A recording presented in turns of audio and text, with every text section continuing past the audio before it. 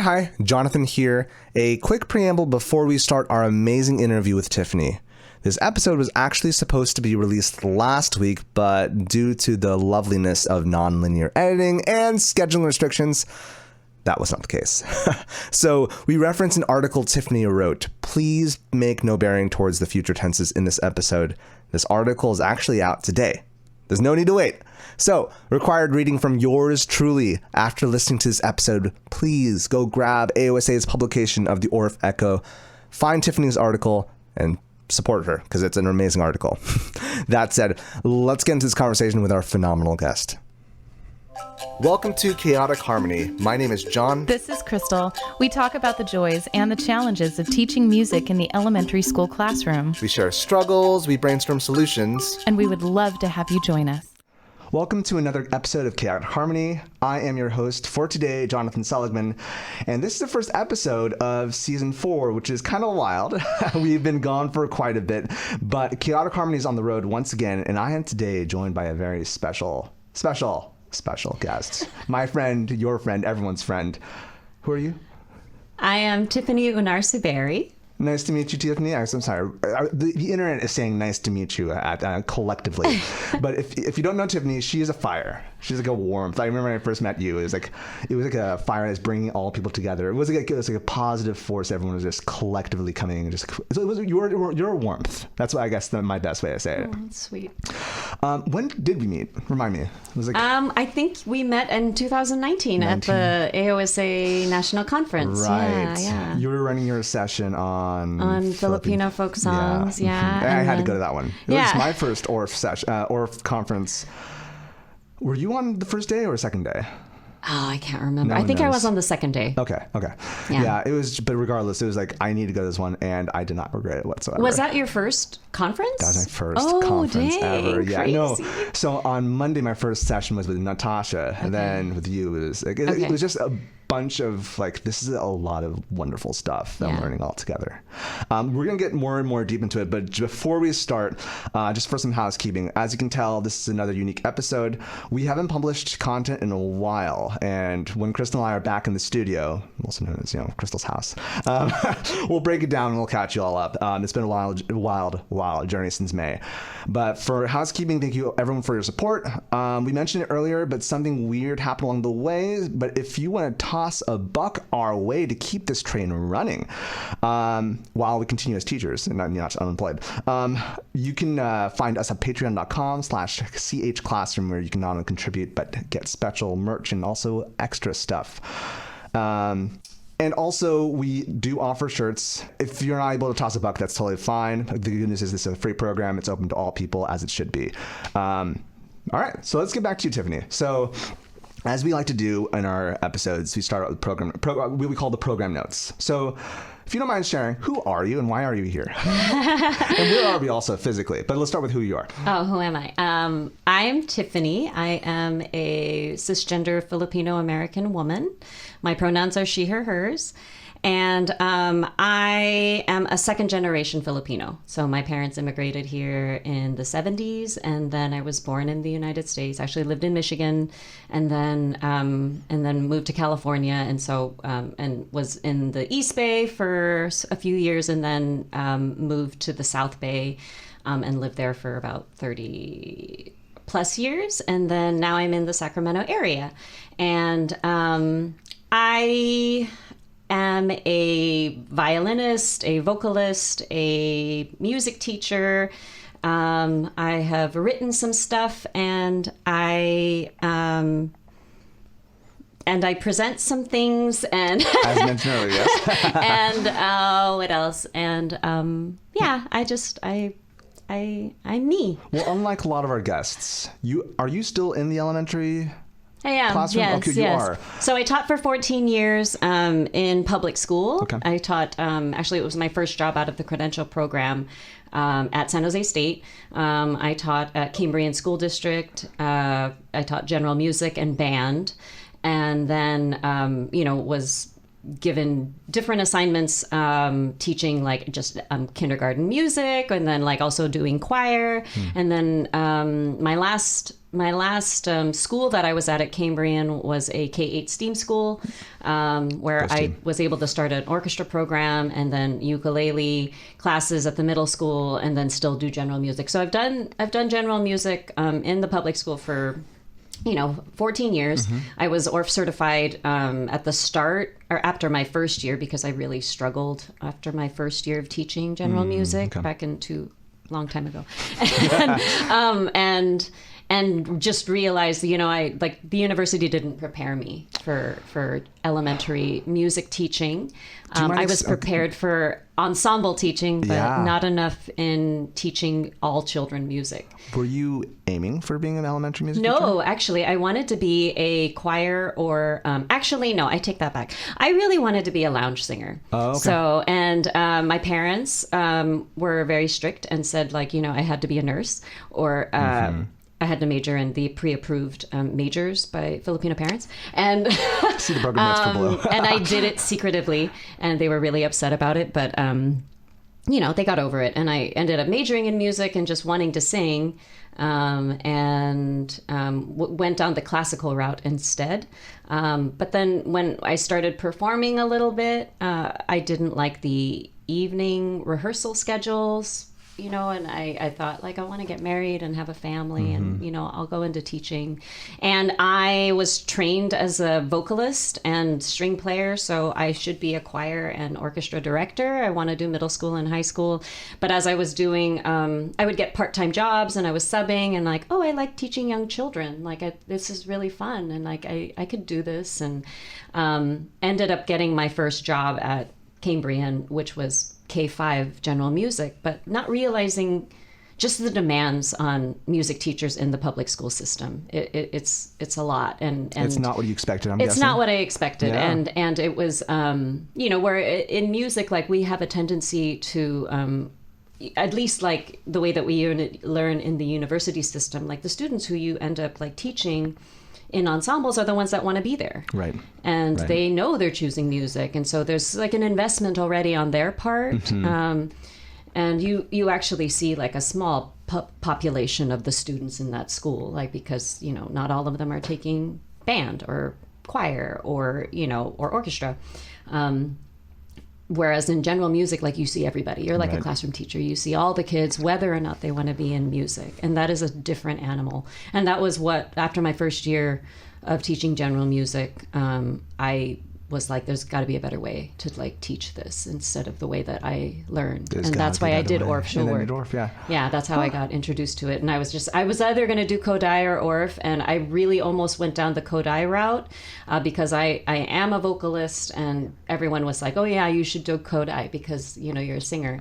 And but I remember I saw one of my colleagues, somebody in the opera that I was singing with. She was an Orff teacher, and I was supposed to observe for a conducting class, an ensemble, but like that got canceled. And then and she said, well, why don't you just come and see me in Saratoga? And I said, oh, I guess so. I'll just do that. And then I saw her, and I was just blown away at her. Like, she taught like first graders. What captivated you when you witnessed? Just the movement, and like, my whole for the conducting class that I had to do an observation for, it was on nonverbal gestures and evoking music from being nonverbal and just being just from your conducting, and I was so amazed at her delivery and how she could get these first graders to follow her and move with her in an open space. And she didn't say very much. And I thought, and I remember, I mean, this is a whole other story, but like I That's had fine. to, This is all narrative. So.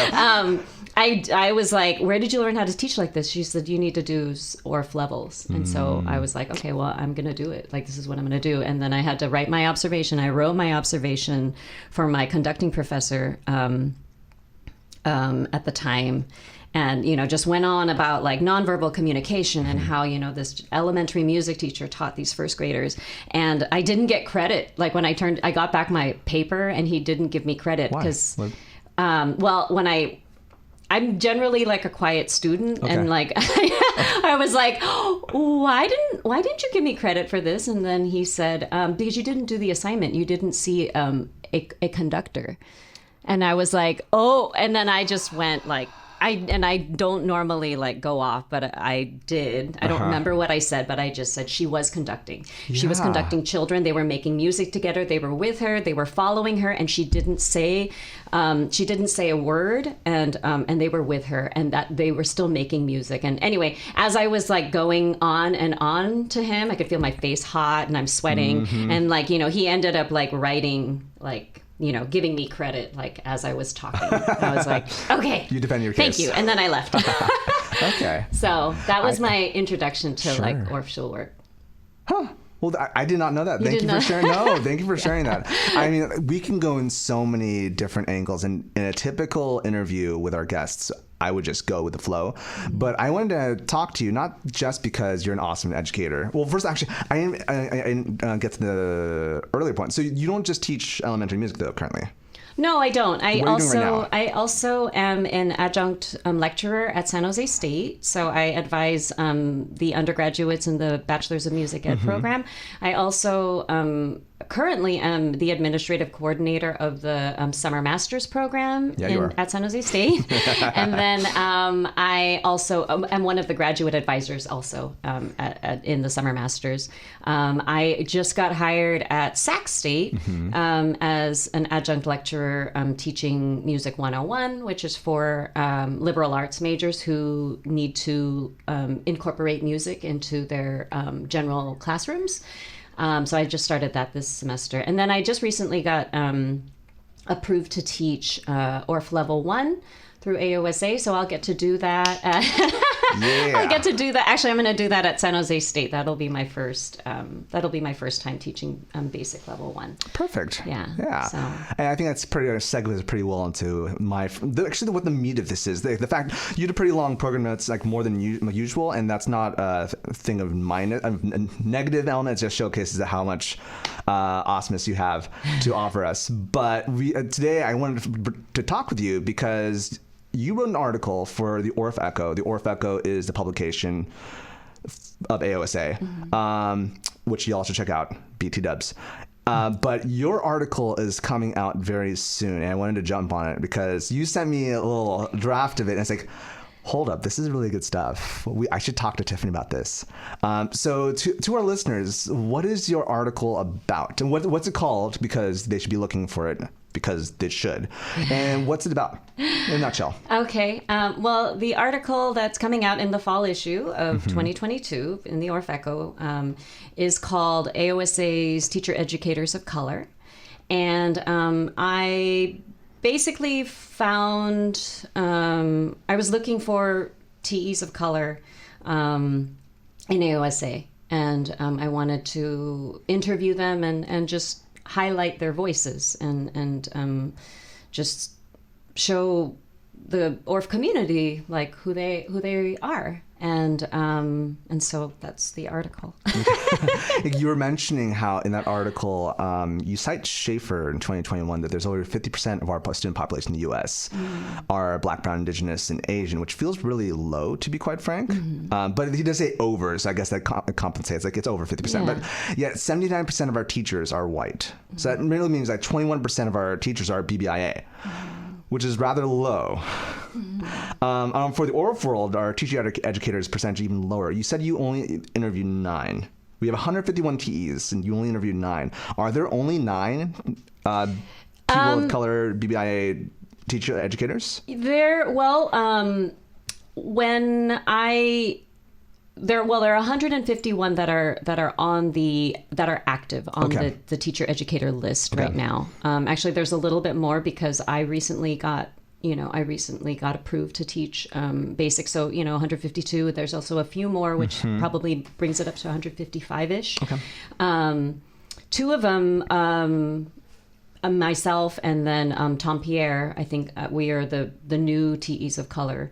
But at the time when I was, just trying to find who are the TEs of color in AOSA, and I was asking around. I mean, I was just like other TEs or friends who are people of color, like, hey, who are the TEs of color that you know of? And I mean, actually, like I had been asking this like several years prior because I wanted to start the Orff course at San Jose State and really wanted to bring, because San Jose State has a very diverse population of students and a diverse community. And it matters when you see somebody who's like you in a position of authority. Yeah. And but for our listeners, like I feel like our listeners, many of them know, but just to place it out there, why is it important? Like you're focusing a lot on educators of color, teachers of color, people of color. Why is that important? Why is it important to see someone that? Well, actually, I'm spoiling my own views, but why is it important that you decide to write an article focusing on this population of people? Well, I mean, it feels safe to see somebody who looks like you. Just the similarity and being Filipino, and most of the people most of the teachers that I have had in my life have been white. And I mean, and that's not a bad thing, but the one time I saw a Filipino teacher, it moved me in a way that like I couldn't even identify as a child. Like I have obviously Filipino parents and aunts and uncles, but like in a child's world, like you have these different places, like you have the school, you have like, home, and those environments have different dynamics. And seeing, where in school where most of the people there are white, and then I see somebody who is not, who looks like me, it's a trip. I was like, I don't even, and I remember seeing her and anyway, I'm talking about my own personal experience in fourth grade where this was in Hayward. I was in choir, and my choir teacher was Filipino. And her name is Victoria Schmidt. She's a Kodai teacher. I don't know if she listens to this podcast, but anyway, I'm talking about her. She's amazing.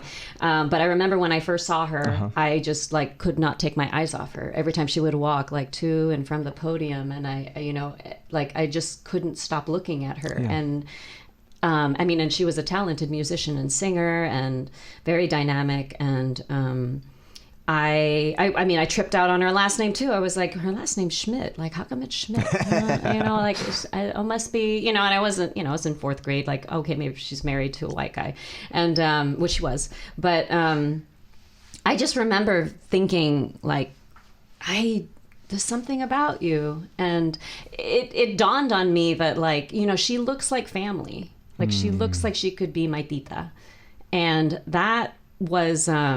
I don't know, like when I think about that, like there's so many layers to it, but like there's like an openness that I can kind of feel like inside of me that like, oh, I'm in a safe place with this person. It feels like you can trust this person. Yeah, because they know what it's like to be like this. And so like that, or be me, because we look the same, and maybe I don't know. There's just a safety there. So, and I see it like with over the years that I've been teaching in public school, and then also like when I'm at my private school right now, I can see it with the Asian students like that I have, and the way that they see me. Like I identify that in the way that I have seen like other. Filipinos or Asian educators that are in positions of authority, that are in these like that hold power this way. And so I remember when as mentioned earlier, when I first met you, there was a similar connection. Okay. It's like, well, first off, you're teaching songs, Filipino songs that like one of them I grew up listening to. It was like I've not heard since I was like 7 or such. Yeah. And yeah, I remember I was fully engaged in like, wow, I learned a lot of great stuff that year. The stuff that you shared stuck with me in a way that others didn't, because there was like almost a familial sense, and there was a connection similar to what you're mentioning. So yeah, I resonate with that. And like, I don't know, as I read more, as I read through like your article, like from your interviews and research, and also the people that you interview in the interviews, there seems to be something bigger than just what we teach. a lot of times when we talk about pedagogy, we talk about, how do we teach chord notes? How do we teach X, Y, and Z? So in your own words, because you mentioned also rich learning experiences and successes in education can also be fraught with challenges that have nothing to do with pedagogy. Why do you feel it is? Well, I think it also the demands on a teacher are so great, especially now, like post-pandemic, during the pandemic, prior to the pandemic too, like lack of funding and just like the experiences that teachers have, and just this lack of appreciation for the work that we do in society, and the way that it's seen, historically for centuries. I think that as teachers, there's so much emphasis on the children, which is important, like the children, like the students in teaching, and like how are we going to teach the students? How are we going to, teach the music? And then on top of that, we're music teachers, which is like a sorely funded like subject area in the United States. Yep. There's just a lot of obstacles in which like we are trying to teach children music, and how to do it, and how to pay for it, and like how to provide access, and like make it diverse and like equitable, and all of those things. And not to say that like only elementary teachers deal with this, like middle school music teachers and high school music teachers, and the university as well. But I guess what that quote is referring to is that, we as teachers, because we have all of these challenges that we deal with, separate from how to teach, like that's it's so draining for us to have to fight for funding, to also have to fight for just support for our subject area, and then being a person of color, and being one of maybe being like the only Filipino in your department, and then also dealing with the just the systemic things that exist within a community or teaching environment, or even just workplace, where you are marginalized in very small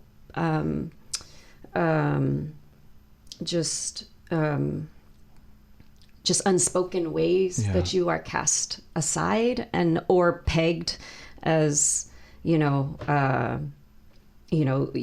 you're a person of color, you should be the diversity expert, or the little microaggressions that come with just being who you are in a place that still has systemic racism that exists in every facet of our lives. Definitely. Still. And those are so taxing on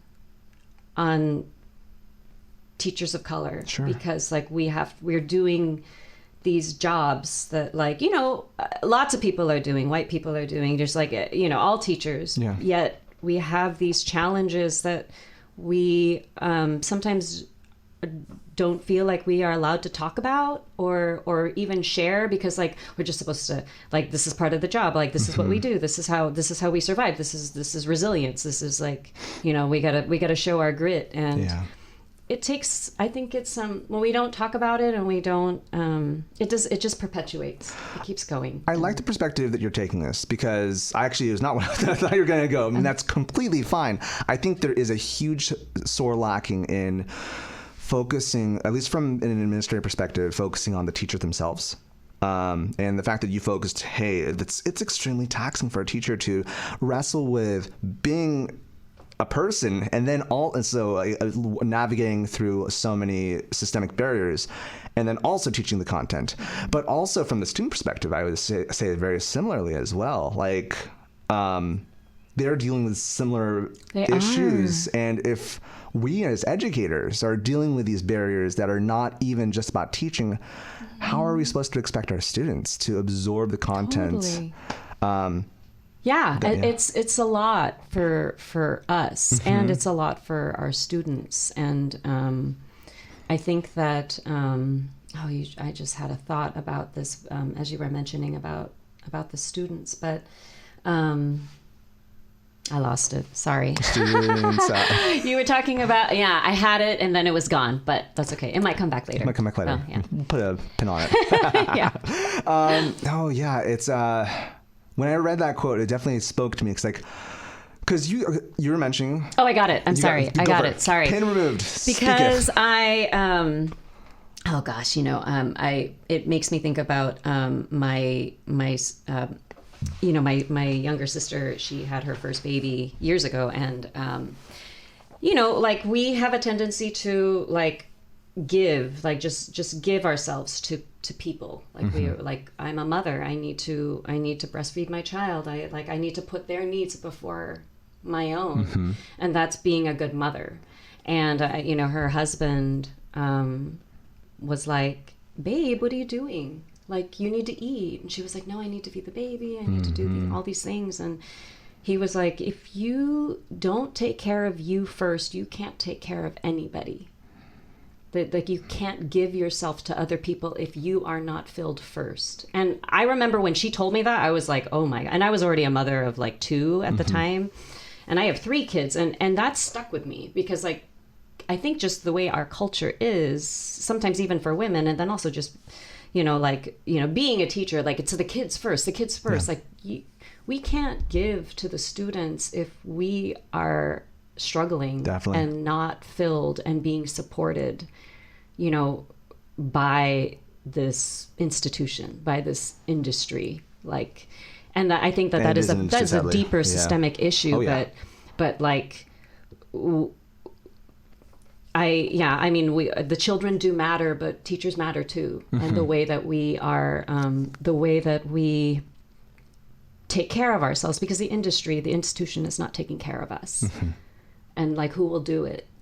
And how can we like give the best of ourselves to our students if we can't even, take care of ourselves as teachers and be supported by the institution? So anyway, sorry, that was what came up. No, you're fine. That's completely fine. And I'm curious.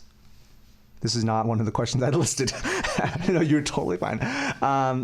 As you mentioned that, because again, as I was reading this article, I was focusing not exclusively, I was focusing a lot on the students. But as we talk now, do you feel like then, let me flip the script a bit. Do you feel like having more representation as an educator, having fellow coworkers, fellow TEs that are people of color, would that help support? Like, do you think that helps supports our, as you mentioned, our industry, our vocation? If we have more people, would that help support not just our students, but it'll help support our educators and our fellow music educators to become more sustainable? I do, because expound. When I see you and Jamie, and I see all of, I see Sophia and Patrick and Ben and Natasha and Manju and Patrick. Did I say Patrick? I think I said. Did you say Patrick? Well, we can double Patrick. He's that awesome. Like the 9 people that I interview, when I see them, I don't feel alone. And when I don't feel alone, I feel a little bit more strength. Okay. I feel like I can do things and not feel like I am an outsider, because there are other outsiders who are probably dealing with the same challenges that I'm dealing with, or just internal, like just the inner voices that I have like learned to like listen to that like don't help me. They sometimes have them too, and knowing that like helps me feel like I can keep going, and I'm not by myself in this. I'm not alone in this institution, like, like treading water, like against the current, like, oh, there's more of us. And when we feel that sense of community and that likeness, Also knowing that there are various differences within, my experiences, my friend Kim, who I interviewed also, she's Black, and like she has different experiences than I do, but we both have experiences of being marginalized and like not being included, and it's so sad, and also it happens, and not talking about it and pretending it's not there, it doesn't help. Yeah. It doesn't help. And I think like when we are able to talk about these things, these experiences, these hurts, these microaggressions or these aggressions against us for whatever reason, like it's an opportunity for us to let them go too, to like say it out loud and to like release it and like move forward. So yeah, it also gives. It's not just as I hear you saying, it's not just for the individual, but it's for everybody. Yeah. It connects us. It does connect us. It connects us, like, and I mean, it's not it's not always beautiful. It's not always like nice and kind, and sometimes it's fraught with like hurt and like sadness, but that's just part of life. Like we like the good and the bad. Like it's never just black and white. There's nuances, and how we move forward and how we talk about these things, and kind of give ourselves grace, and like even the people who hurt us, like just realizing like everybody's sort of operating on their own hurts and like traumas and like trying to protect themselves. That doesn't mean it's okay. It's just that like, how do we keep going? Yeah. And how do we build more community, and so that people feel more connected and can heal from some of these things? Cool. I like that a lot. Yeah. I remember when I was observing over the summer, I was observing Mika at the LA Orff, which you started doing your apprenticeship. Mika. Love you, Mika. Mika's amazing. If you listen to us, hi, Mika. But she's in the article too. She is, yes. And I think I mentioned this on the podcast. I know we haven't released an episode in 5 years, but like, a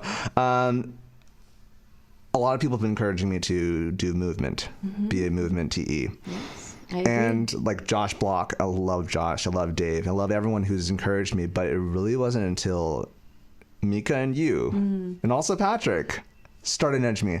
And I think it became something bigger. It wasn't just because like, if you know me, I get caught up in a lot of things. I want to do everything, and there's like, but like, it became more of a. When I started talking with you, Patrick, and Mika, it was definitely much more of a, here is a community that needs watering. In our article, Mika, speaking of Mika, you reference a quote from Mika, who references a quote from her sister, Maylee, about really asking who's bleeding. Yeah. Thinking about who's bleeding. And because, despite the fact that I love just getting my hands into a lot of things, as I'm entering my mid-30s eventually, like I have to decide what should I be watering? And like, this is a community that's like, maybe this is where I should be going, because there, as you mentioned, like there is a necessity for us to come together, for us to heal, and for us to then also to showcase different facets of who we are too, with our next generation of educators. It's weird for me to say next generation when I still feel young and old in the same sense, but still, something else I liked a lot in your article, which once again is coming out soon, and everyone listening to this should read. At the end of your article, you kind of ask your interviewees, what gifts do you yourself bring as an Orff teacher of color? And I know every educator brings something different, but I think I agree with you, especially when we are, as the article mentions, there's only 9 there were only 9 that you interviewed. I should place that caveat. Their voices are much more, it's just different. And so you asked, like, what gifts do you bring? And reading the responses were really powerful. Especially as I know a handful of them. And something that I've been leaning more and more into this past year is that thinking that every single teacher is an artist. Every teacher is an artist. The only thing that's kind of weird to talk about is that the medium we create with isn't paint, but it's children. And so it gets a little difficult to talk about. But in truth, every teacher's an artist. And as you mentioned, like each person has their own gifts that they bring. And knowing these people and seeing them teach teachers, it's like, yeah, everyone has their own spin. Natasha, she paints with in her own way compared to Mika.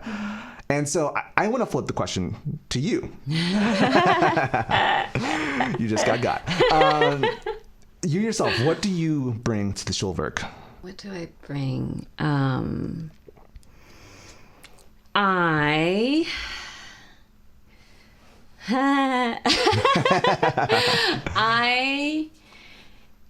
think that my gift is being able to connect with people. And I just I'm Filipino and very my family was very superstitious and religious. I'm not per se religious, but like I believe in signs. I believe in just paying attention to the things around us, like immediately before us. And I mean, you could say that that's mindfulness. But if I am fully present in the moment, like with you or Jamie or whoever I'm with, and I am open to the possibilities of the energy in this space, like it feels alive to me, and like I think I can see you, I can see the people around me, I can see the children before me, and I'm not trying to make them anything that I want them to be. I'm just letting this, I'm just like, I'm here. And I think when I feel fully alive, like with that. And I feel fully alive, like with the people that I'm with. And it's fun. And that allows me to connect with people. And I think whether it's through music or just in conversation or in over a drink or in in this podcast, like, hearing you and then you hearing me, just this exchange of energy, it's like it's us connecting. Yeah. And I know that is a strength that I've had even when I was a little girl, like I was as a little kid, just like I just truly enjoy being present and like being in the moment of things. Like if I'm by myself in nature and like when I see the trees or if there's a bird that like flies by, like just being in that mindful moment, it's so magical. Yeah. And so I know that I bring that for myself. That's not just for other people, that's for me. And so like if I can like exist in that way, and bring that to my teaching or bring it into my singing or my playing and giving myself grace to just be me and letting other people be themselves, like that's I think that's lovely. Yeah. I try to evoke that. Be. I try to be. Yeah. Yeah. And also, you not just be, but as you mentioned earlier, like the connectedness and the fact that your article, you don't just write an essay and you don't just speak up on your platform. You bring other people into the fold, and I see that. Yeah. Well, that's how the article started, because like you were talking in the how does it start? Okay. So just for listeners, then we should talking about a lot of content just coming out the window. You're like, stop, don't talk. We're going to save it for the podcast. So the article, after my book came out in 2021, Songs of the Sun. Songs of the Sun, which is referenced in an earlier podcast. Okay. So check that book. So it came out in 2021, and then an Orff colleague from the Orff Echo contacted my publisher and said, I'd like to get Tiffany's email to see if she wanted to like write an article for the Orff Echo about her book. And so she contacted me and asked like, if I wanted to write something about my book. And I was like, no, I don't. No, thanks. And then she said, just if you mind me asking, why is that? Why didn't you want to write something about your book? When other people would have loved to just use it as an advertising ploy, you decided no. At the time, I think I was just really overwhelmed, like with That's all fair. Of the. I was like, I'm already just the nervousness of having like put something out there and feeling Like, okay, I spent so much time on this, and like, I don't. It was just I wasn't feeling it. Sure, like I don't yeah. want to write about my book after I just wrote a book. Like I'm not going to write about that. And and she was totally cool about it. And she said, well, what are you interested in? What do you want to do? And I had said, I had told you that like when I started the Orff course at San Jose State, in 2019, my goal was to find TEs of color. And like I remember going to AOSA and like asking like, who are the TEs of color? Very small number, like it was even lower than 9 at that time.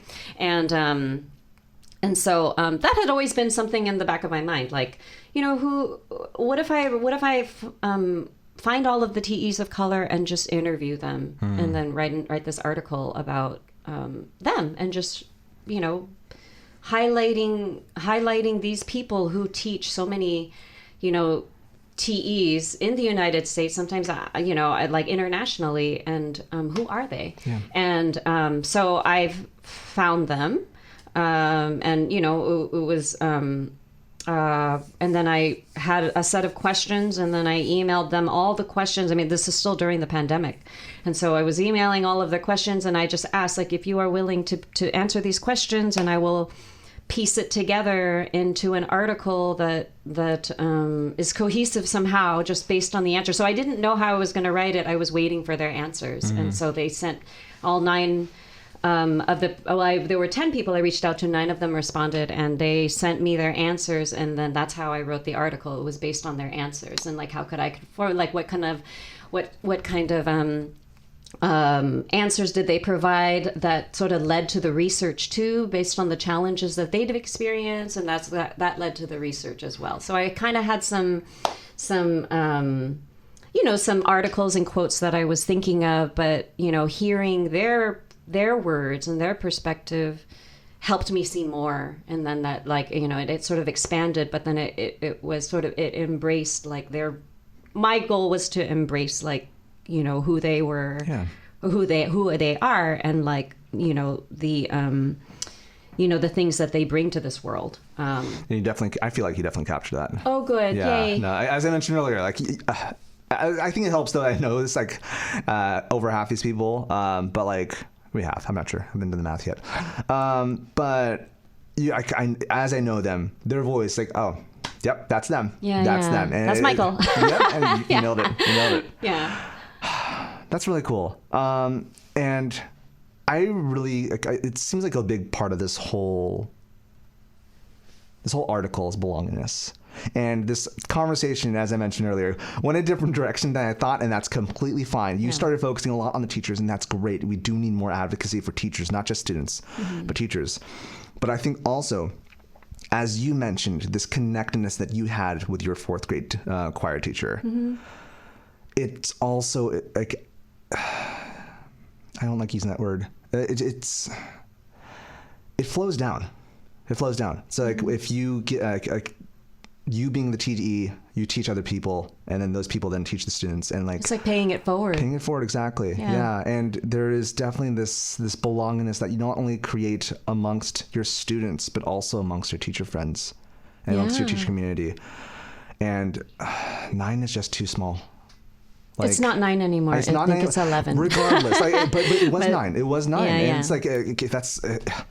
I'm just blown by the statistics. Like that, 21% of teachers are BBIA, and then if we just said it was 9, 10, but 9, because I only did math before this. That's 6%. That's 6%. That's too low to represent our teachers, and even worse to represent our student population. And it's changing because maybe next year you'll be number 12. Well, not it's going to take more than a year, right? It will be 13, 14, and so it's going to change. It will change. I fully agree. Over time, but as we do things like this, as we, we're changing like our focus and our framework, and it takes everybody. It does. It takes everyone. Just seeing things a little bit more with a different lens, or just looking at things a little differently, so that we can be more inclusive, so that we can provide more access, so that we can, just honor everyone that, where we've only seen and honored like a handful. And so that all that, yes. And then also to add on to it, like, so that we could have more people like me when I was in your class, and we could have more people like you when you were in your fourth grade class, that they can just seep and feel like they belong in the music world, because everyone does belong there. Yeah. Everyone does. Everyone. Well, thank you so much, Tiffany. I really enjoyed this conversation. I really loved your article. I learned a lot, and I learned a lot. You. Again, something as you mentioned already, but like it's something that you bring when anyone's around you. You bring this connectedness, and your article does it beautifully with the 9 that you showcase. Thank you.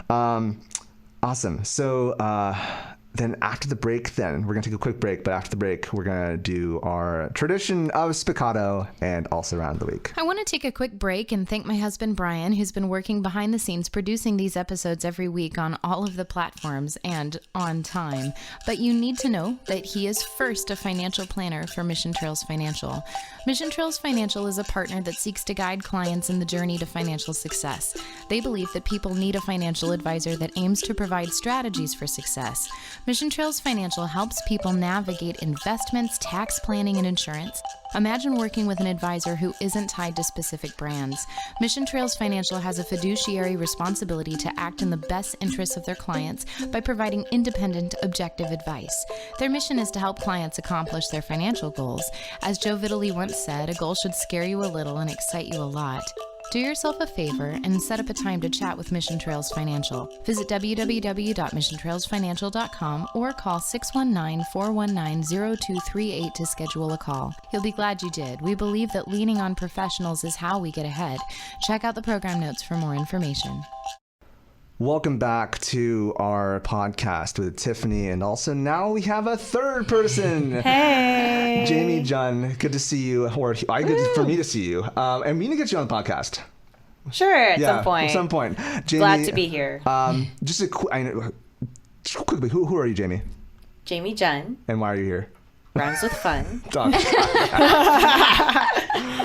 I'm here because I'm a music educator as well. I am an elementary music teacher. This is my 8th year full-time teaching in Sacramento area, and I am loving it. Awesome. Yeah. I've been hanging out with the Sacramento crew this past few days. To that dark side. Yeah, it actually is darker. Anyways, we'll definitely do an episode dedicated to you, Jamie. But we have Spiccato. Before we do Spiccato, just a hard left turn. Want to let you thank you once again, everyone. This is our beginning of our 4th season, and it's been a wild journey.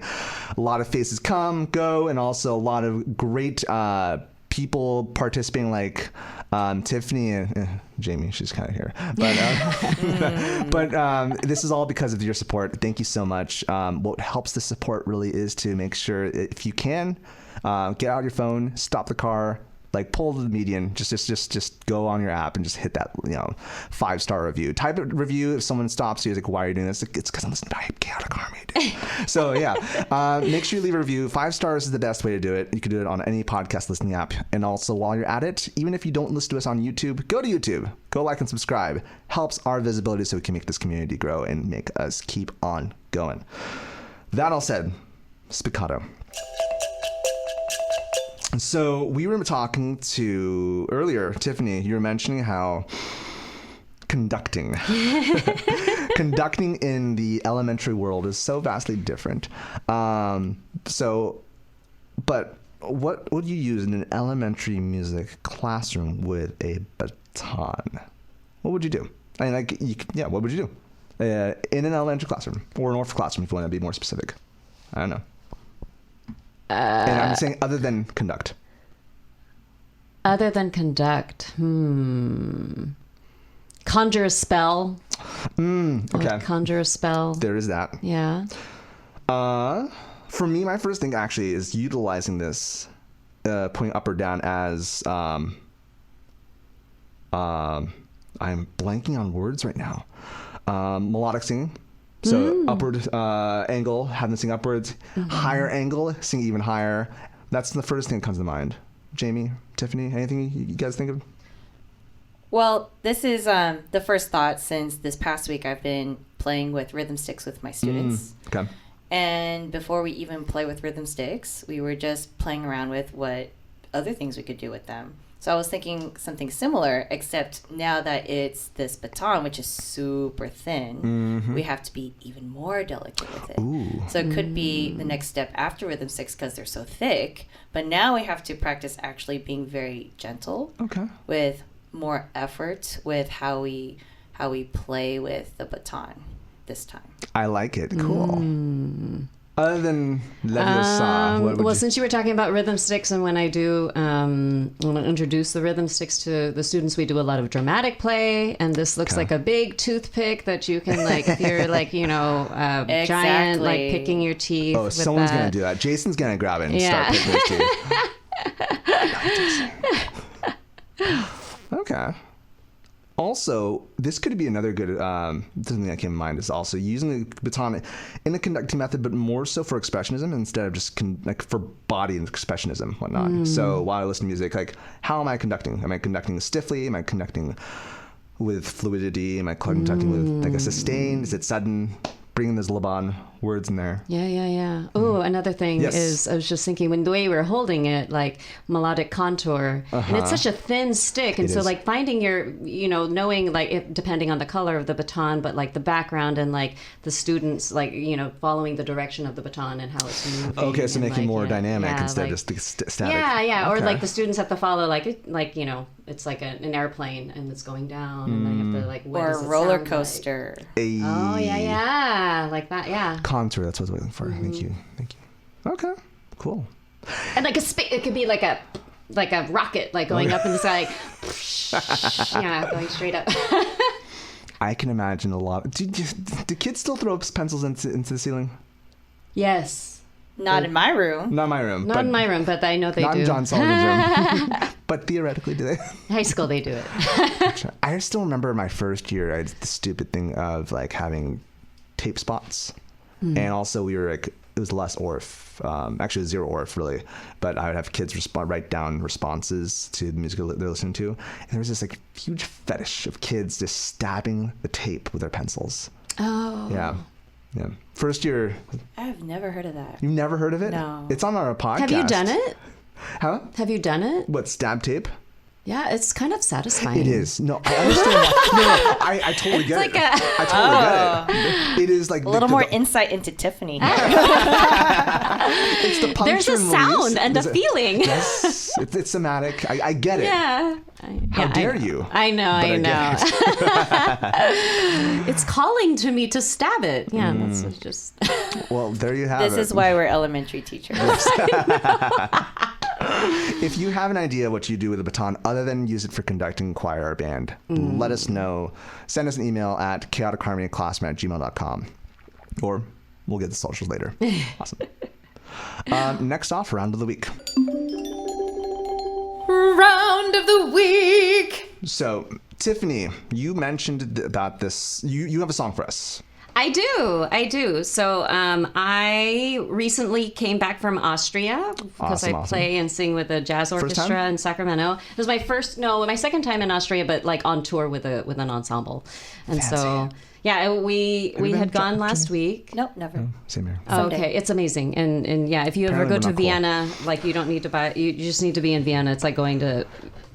You just need to be there. There's so many things to see. It's amazing. And and anyway, I came back and I teach at Sac State, and I teach liberal arts majors who many of them are not musicians, but one of the things I told them was that I am very limited in my German, and but I know how to say good morning, which is Guten Morgen, and it made me think of a round that Jamie knows as well. Yes. And I don't, so it's all new to me.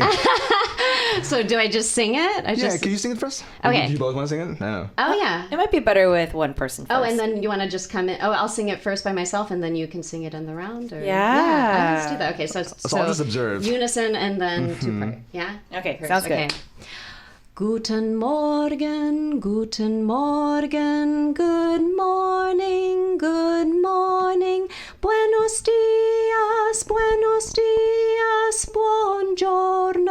buongiorno, Guten Morgen, Guten Morgen, Guten Morgen, Guten Morgen, Buenos dias, Buenos dias, Buongiorno, Buongiorno, Buongiorno, Buongiorno. I think I got that. Okay. So you try it together in 3-part rounds? Oh, sure. Yeah, let's do it. Hopefully my voice can handle this. Guten Morgen, Guten Morgen, good morning, good morning. Buenos dias, Buenos dias, Buongiorno, Buongiorno. Guten Morgen, Guten Morgen, Guten Morgen, Guten Morgen. Buenos dias, Buenos dias, Buenos dias, Buenos dias, Buongiorno, Buongiorno. Buongiorno, buongiorno. That was lovely. Hey. I like it. Can I tell you how I taught it? Please, by all means, yes. So I was telling the college students that Guten Morgen was the term that I used to like greet all of the hotel attendants in the morning when I went downstairs for breakfast. Guten Morgen, and I could say Danke and Bitte and all of, just these few phrases. So I wrote it on the board, Guten Morgen, and then I wrote down the meaning, good morning.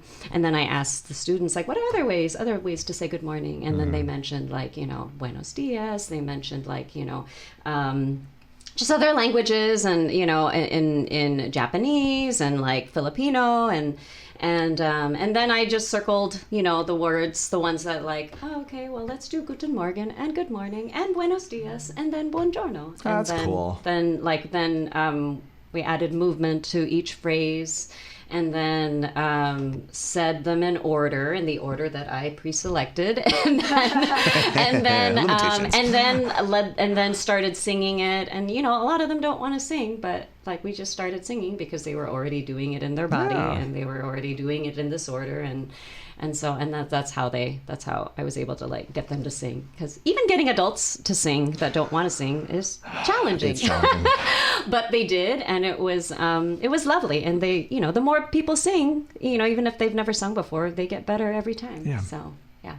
I was going to say, that sounds really lovely. I wish I had been there to see that. Oh, yeah, it's super. Well, you can do it. Yeah, that's true. I could do it. Steal that idea. Just do it. Awesome. Tiffany, thank you so much for joining us. Jamie. Thank you. Thank you for joining us. Thank you for doing this, John. No, it's all of this. I love, like, similar to what you were just sharing earlier about like bringing voice together. I love bringing voices together. We have a lot of important things to share, and it's important for everyone to hear them. Yeah. Tiffany, is there anything you'd like to plug? Anything? Listen to John's podcast. No. Well, yes, hopefully you're listening to this already. If you're not, I don't know how you're doing this. But alas, like, how are you living your life? I just don't know. Well, how are you? Yeah. But is there anything you'd like to? You mentioned it earlier, but you have something, right? Maybe a book that maybe people should... I do have a book. It's called Songs of the Sun, Filipino Folk Songs for the Musical Classroom. And you can get it at Beaten Path Publications. You can also get it at West Music. You can also get it at J.W. Pepper. And yeah, other places, I think. But those are the ones that I recently learned that they are selling it now, too. So, yeah. And digital form and also it's physical. Digital and in, you can get a paper copy. Awesome. And if people want to contact you, what's the best way?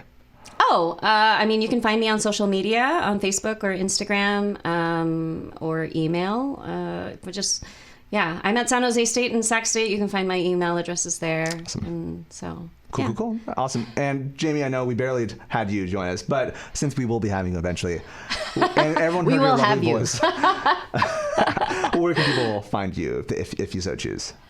I'm not famous or anything, but I'm just a humble elementary music teacher in Sacramento. Who likes giving shade at John Seligman. But I am part of the board of the Sacramento Orff chapter. She's president of the Sacramento Orff chapter, American River. Flaunt it. We are called American River Orff Show Worker Association, or AOSA for short. So you can find our chapter and possibly me on Facebook and Instagram. We're called American River Orff. Awesome. Thank you. And you can find me on all the socials at Mr. Seligman, MrSeligman. On Twitter, TikTok. I'll have to fix that. And also, you can find us, Chaotic Harmony, at CH Classroom on all the socials except for YouTube. It's youtube.com/Chaotic Harmony Classroom. Also, if you want to ask us a question or if you have any concerns, you can email us at... No concerns. Just questions. chaoticharmonyclassroom@gmail.com. Thank you all for being part of this, and thank you for listening. Bye. Bye. Bye.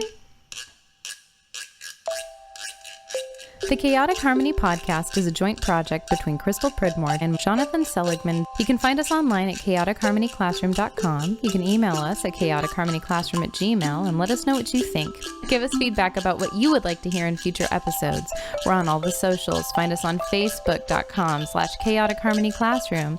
You can find us on Twitter at @CHClassroom, Instagram at Chaotic Harmony Classroom, and you can even find our episodes on YouTube. Chaotic Harmony is the name of our channel. Special thanks to Bryan Pridmore for his help with production and equipment. www.pridmoria.com.